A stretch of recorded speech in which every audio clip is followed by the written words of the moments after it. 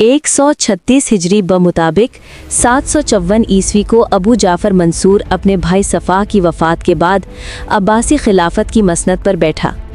अब्बासी सल्तनत उस वक्त अपनी बुनियादें मजबूत कर रही थी, मगर साथ ही अंदरूनी साजिशों, फितनों और झूठे मुद्दइयों का सामना भी कर रही थी। मगर हर फितने के बाद एक नया फितना जन्म ले रहा था।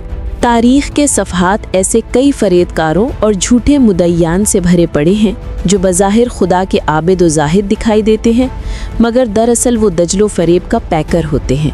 उन्हीं में एक नाम अबू ईसा इसहाक़ बिन याकूब अस्फ़हानी का है।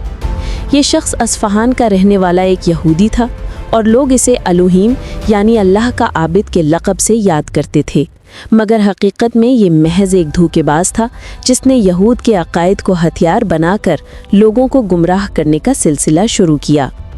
यहूदी कौम का अक़ीदा था कि हज़रत ईसा अलैहिस्सलाम नबी नहीं थे, बल्कि वो आज तक उस मसीह मऊद के मुंतज़िर हैं जिसके आने की बशारत हज़रत मूसा अलैहिस्सलाम ने दी थी।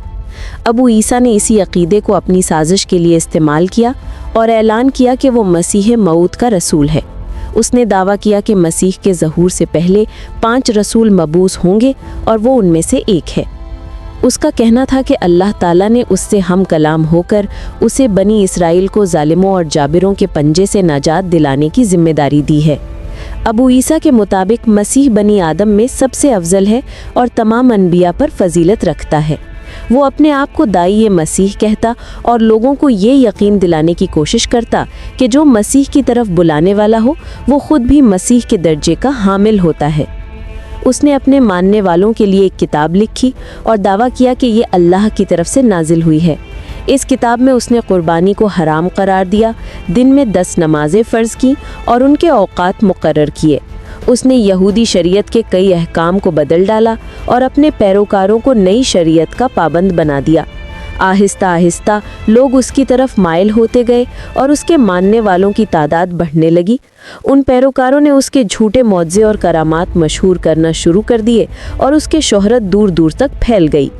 जब उसने देखा कि उसकी ताकत और पैरोकारों की तादाद बढ़ चुकी है, तो उसने महज मजहबी लीडर रहने पर इक्तफा न किया, बल्कि सियासी इक़्तिदार हासिल करने की कोशिश शुरू कर दी।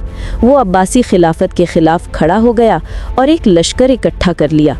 आखिरकार शहर रे में उसका सामना खलीफा अबू जाफ़र मंसूर के लश्कर से हुआ। जंग से पहले अबू ईसा ने लकड़ी से ज़मीन पर एक लकीर खींची और अपने पैरोकारों से कहा कि इस लकीर पर जमे रहो, दुश्मन इस लकीर को कभी अबूर नहीं कर सकेगा। पैरोकार इस बात पर खुश और मुतमईन हुए कि उनका पेशवा वाकई खुदा का नुमाइंदा है। मगर जब जंग शुरू हुई और अब्बासी लश्कर बढ़ता बढ़ता इस लकीर तक जा पहुंचा, तो हकीकत खुलने लगी। अबू ईसा घबरा गया और ख़ुद भी लकीर के पास जाकर लड़ने लगा। उसको देख पर उसके मानने वाले भी लकीर पार करके मैदान में कूद पड़े। अब जंग पूरी शिद्दत के साथ छिड़ गई। लड़ाई बहुत खूनरेज़ थी। मुसलमानों की भी बड़ी तादाद शहीद हुई, लेकिन आखिरकार अल्लाह ने उन्हें फतह अता की। अब्बासी लश्कर ने दुश्मन को तबाह कर दिया। उसके बेशतर पैरोकार मारे गए और अबू ईसा अस्फ़हानी भी तलवार के वार से हलाक हो गया। यूं एक और झूठे मुद्दई और फरेबकार का अंजाम बर्बादी और रुसवाई के सिवा कुछ न निकला। तारीख़ का ये वाक़या हमें याद दिलाता है कि अल्लाह पर झूठ बांधने वाले, नबूवत या रिसालत का झूठा दावा करने वाले कभी कामयाब नहीं होते। वो वक्ती तौर पर लोगों को धोखा ज़रूर दे लेते हैं, लेकिन आखिरकार उनकी हकीकत खुल जाती है और उनका नाम भी सफ़ाए हस्ती से मिट जाता है। यूं अबू ईसा अस्फ़हानी का फरेब, उसका झूठा दावा और उसका गुरूर सब मिट्टी में मिल गया। ये वाक़या इस बात की रोशन दलील है कि झूठे मुद्दई कभी कामयाब नहीं होते। वो वक्ती तौर पर लोगों को बहका सकते हैं, मगर आखिरकार उनका अंजाम हलाकत और रुसवाई ही होता है।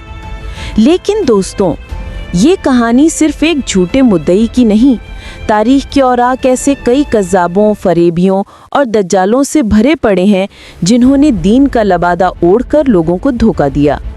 अबू ईसा का अंजाम आपने सुन लिया, मगर सवाल ये है कि दूसरे झूठे मुद्दइयों का क्या अंजाम हुआ? यही दास्तानें हम आपको अगली वीडियो में सुनाएंगे, इसलिए हमारे साथ रहिएगा।